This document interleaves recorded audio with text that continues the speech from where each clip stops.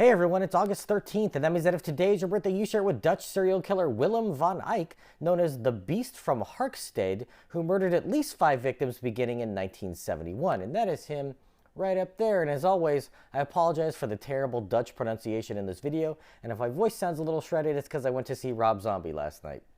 Van Eijk was born in 1941 in the south of Holland, and he was known as being an outcast without many friends as an elementary school student, even being given the nickname Crazy Little Willem. During this time, he began collecting items such as dead bugs and frogs and was exceptionally cruel to animals. When he got to high school, Van Eijk began to have fantasies about sexually assaulting and killing women, which foreshadowed his future. In 1971, he picked up a 15-year-old hitchhiker who had missed her bus. He sexually assaulted and strangled her with a shawl she was wearing, then dumped her body in a ditch.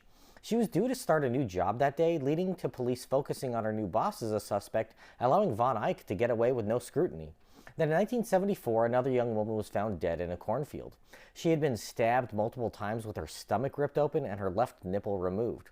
Van Eijk lived on a houseboat just at the end of the road that the cornfield was on, and several witnesses had seen him driving a moped on the road near where the body was found. He was brought in for questioning and confessed to the 2 murders right away. In 1975, he was convicted and sentenced to 18 years in prison, but the story doesn't end there.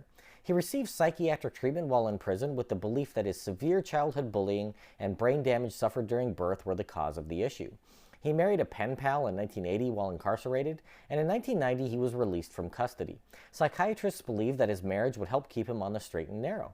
Unfortunately, the relationship soured and he returned to his horrendous behavior. In 1993, the body of a 23-year-old prostitute was discovered having been strangled to death. In 1995, a 31-year-old prostitute was found dead, and in 2001, a 34-year-old prostitute was found dead. Her clothes were found months later near Van Eijk's house, which put him at the center of murder investigations for 8 unsolved killings that seemed to fit his MO. DNA evidence exonerated him in some cases, but he was arrested and confessed to the 3 crimes mentioned previously, though he is widely considered to be guilty of at least another 3 murders in the mid-1990s. At trial, he was initially represented by a lawyer who previously represented the family of one of his victims.